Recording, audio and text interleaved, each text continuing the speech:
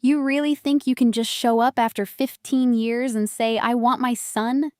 You don't even know his middle name. That's what I said to the man standing on my doorstep. He was older now, heavier, wearing an expensive suit that didn't match the guilt sitting in his eyes. But the thing that made my blood run cold wasn't that he came back. It was what he brought with him. A lawyer and a custody petition. My name is Jolene Weaver. I'm 36 years old and I live in Raleigh, North Carolina, where I work as a paralegal at a mid-sized family law firm. That job didn't come easy. Nothing in my life came easy.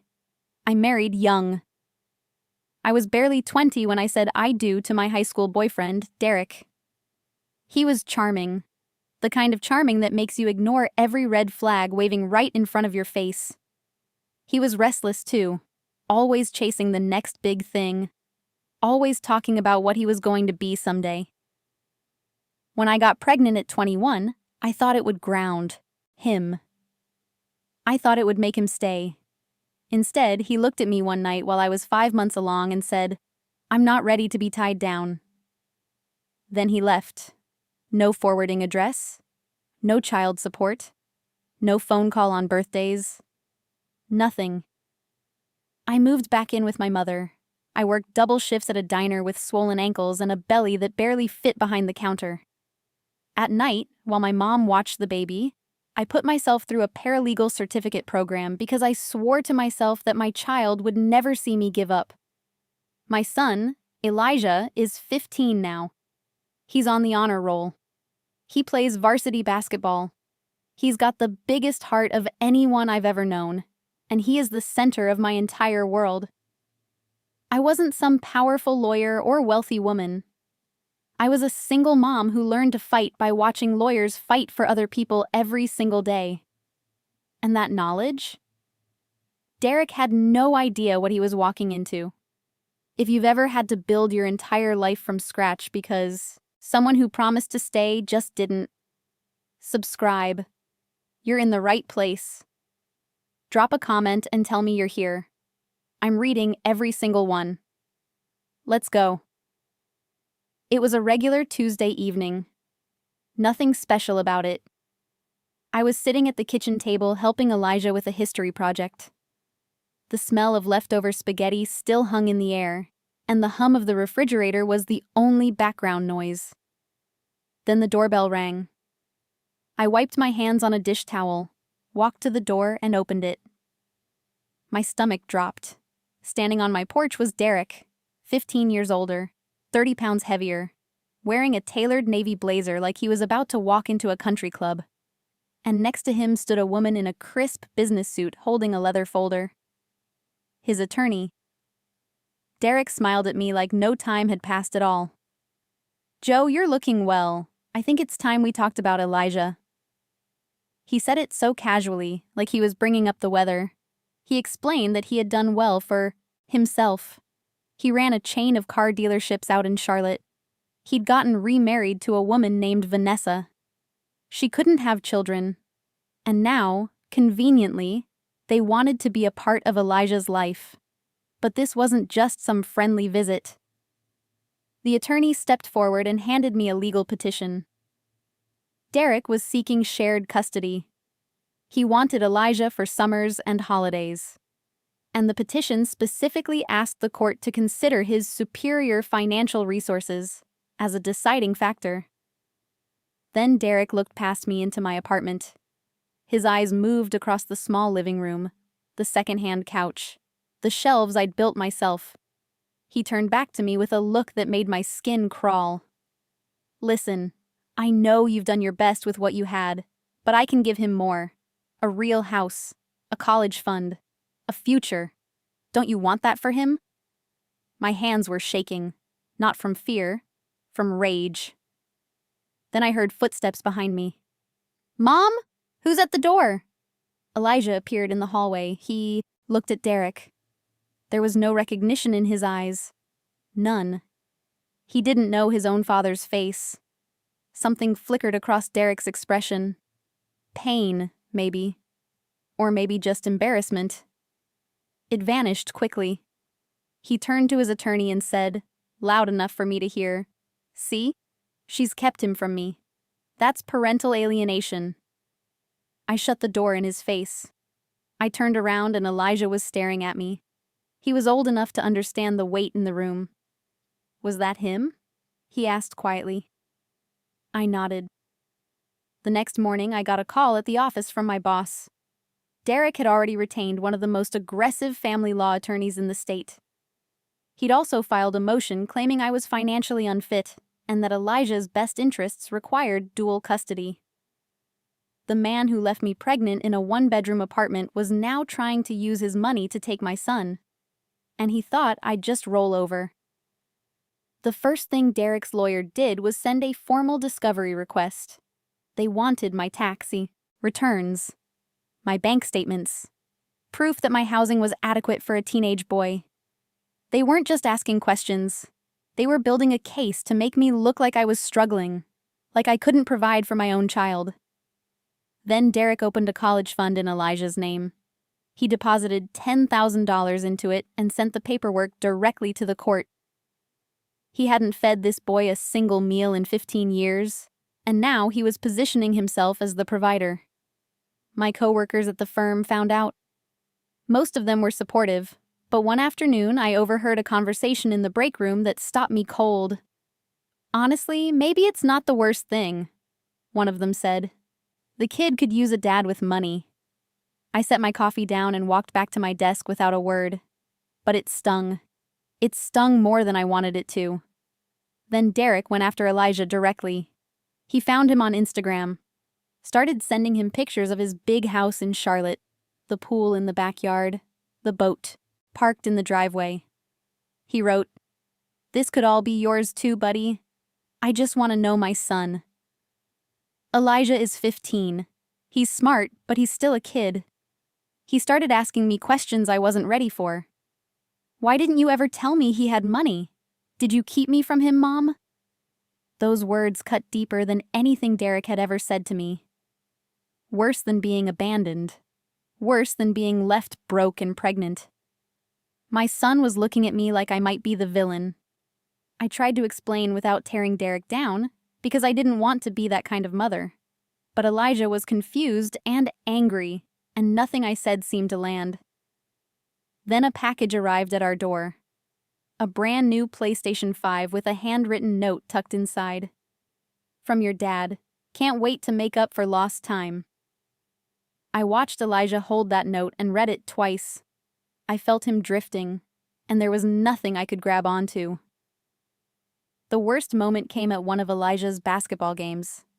I was in the stands where I always sat, third row on the left, same spot every game for 3 seasons. The gym smelled like floor polish and popcorn from the concession stand. The buzzer sounded, the game started, and then I saw them. Derek and Vanessa walked in like they belonged there. Derek was wearing a school spirit shirt, brand new, tags probably still in the trash can of his rental car. They sat in the front row. He started shaking hands with other parents. He introduced himself to the coach during a timeout. He was playing the role of Father of the Year, and everyone around me was buying it. A mom sitting next to me leaned over and said, "Oh, is that Elijah's dad? He seems so nice." I just smiled. After the game, Derek walked straight up to me in front of a crowd of parents. He put his hands in his pockets and said, "You know, Joe, if you really loved him, you'd stop fighting me. A boy needs his father. Everyone here can see that." I didn't say a word. I clenched my jaw so hard I thought my teeth would crack, but I didn't make a scene. Not there. Not in front of Elijah. Inside, though, something shifted.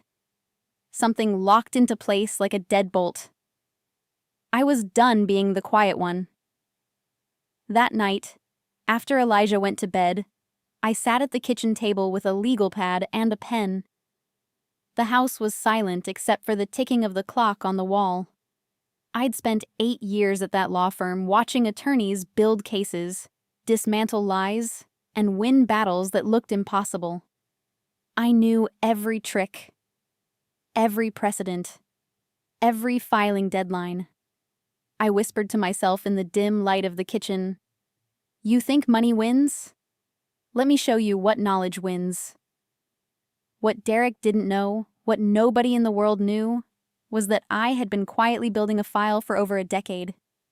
When Derek left, he didn't just vanish into thin air. Over those first 2 years, he'd sent me text messages. Vile, dismissive, ugly messages.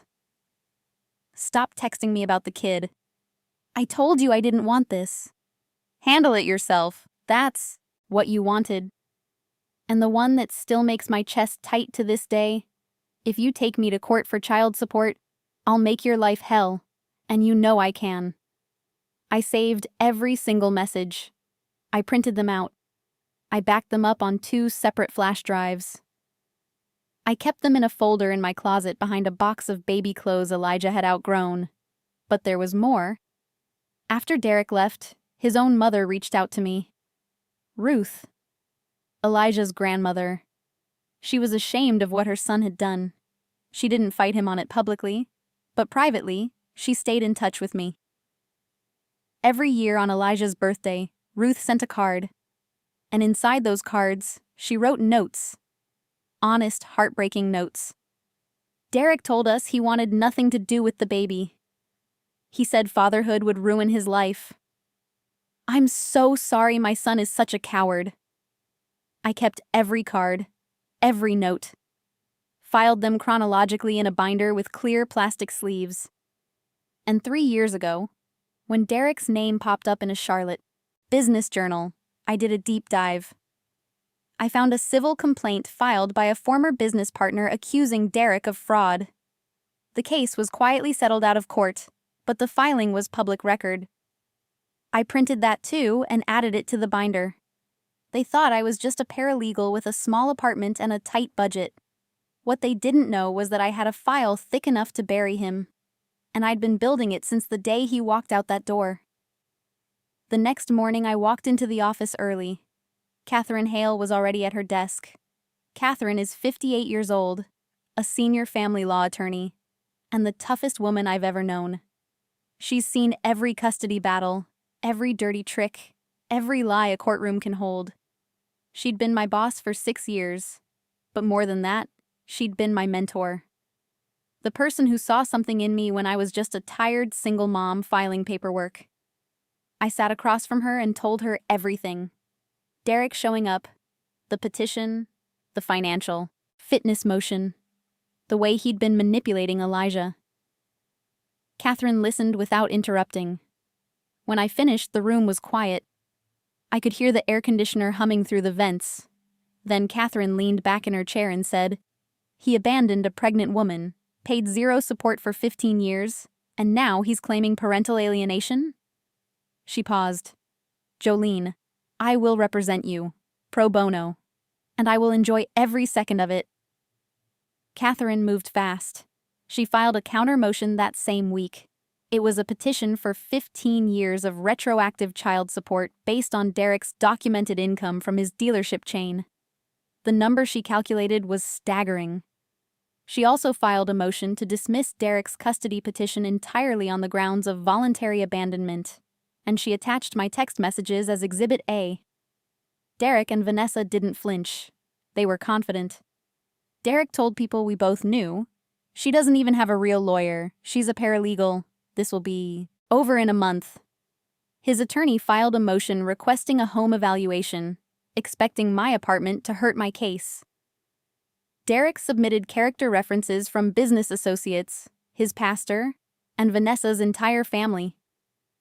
Vanessa started posting on social media about finally becoming a mom and blended family blessings, tagging locations near Elijah's school like she was already planning his new bedroom. They were so sure they had won. Then Elijah came to me one evening. He sat on the edge of the couch and wouldn't look at me directly. "Mom, I want to visit his house. Just to see it. Don't I deserve to know?" My heart broke in a way I didn't think it could anymore. But I agreed. I arranged a supervised visit on my terms. When Elijah came home that night, he was quiet. He dropped his bag by the door and stood in the kitchen for a long time. Finally, he said, "It was big, but it didn't feel like home." I held him, and I felt him hold me back. And in that moment, I knew. This ends at the hearing, and they are not ready for what's coming. The mediation hearing was held in a conference room at the county courthouse. The room smelled like old carpet and cheap coffee. Fluorescent lights buzzed overhead. Derek walked in first with his high-powered attorney, and Vanessa was right behind them. Derek wore a dark suit and a confident smile.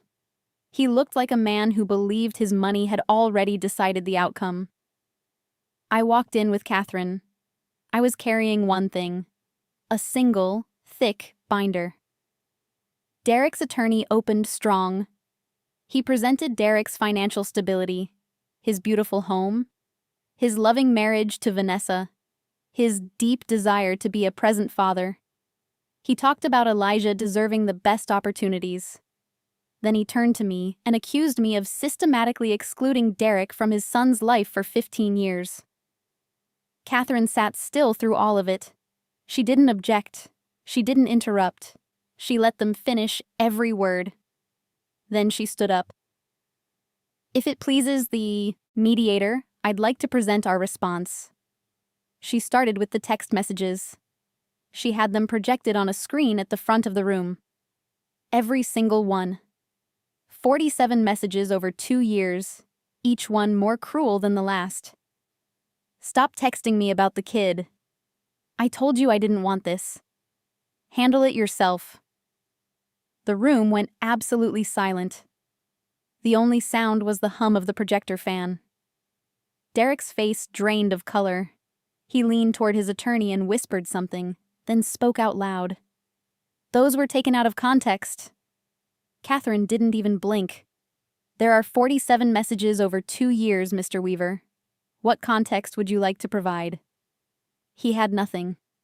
Then Catherine reached into the binder and pulled out a stack of birthday cards in clear plastic sleeves.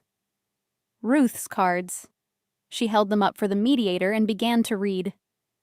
"Derek told us he wanted nothing to do with the baby." Derek's mouth opened. "My mother would never."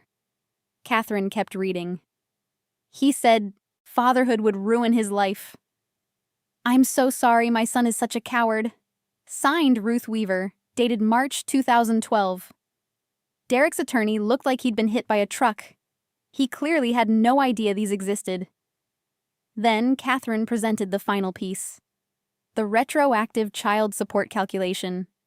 15 years of zero payments, calculated against Derek's reported income from his dealership chain. The total came to over $190,000. Derek's attorney immediately asked for a recess. Derek was visibly shaking, his hands flat on the table like he was trying to keep himself from falling.